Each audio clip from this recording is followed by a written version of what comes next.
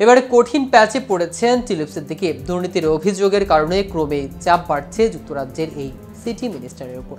এরই অংশ হিসেবে এবার টিউলিপকে দুর্নীতি বিরোধী দায়িত্ব থেকে সরে যাওয়ার আহ্বান জানিয়েছেন দেশটির দুর্নীতি বিরোধী জোট।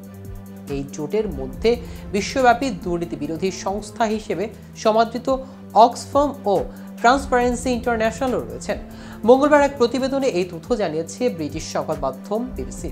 কিন্তু মূলত কোন ধরনের অভিযোগ এসেছে টিউলিপের ওপর, কোন কারণে তার উপর এতটা কঠোর হতে চলেছে যুক্তরাষ্ট্র সরকার, বিস্তারিত থাকছে আজকের প্রতিবেদনের বাকি অংশে। কেটিভি নিউজ 24 চ্যানেল থেকে আপনাদের সাথে আছি আমি মাহমুদ রহমান সিয়াম।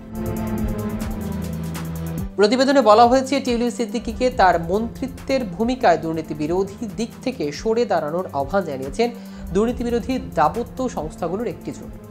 মূলত টিউলিপ সিদ্দিক ব্রিটেনের ক্ষমতাসীন লেবার মন্ত্রিসভার সদস্য। তিনি economic secretary to the treasury and city minister হিসেবে দায়িত্ব পালন করছেন।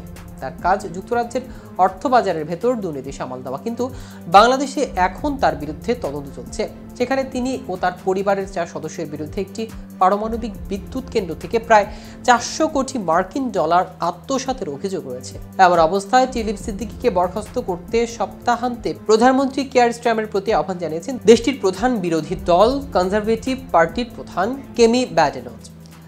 যদিও হ্যামস্টেড ও হাইগেটের 42 বছর বয়সী এমপি টিউলিপ দাবি করেছেন তিনি কোনো ভুল করেননি। এছাড়া সোমবার প্রধানমন্ত্রীর সরকারি মুখপাত্র বলেছেন স্যার কিয়ার স্টারমার তার মন্ত্রীর প্রতি পূর্ণ আস্থা ধরে রেখেছেন। যদিও টিউলিপকে বরখাস্ত করতে নতুন করে চাপের মুখোমুখি হয়েছে প্রধানমন্ত্রী স্টারমার।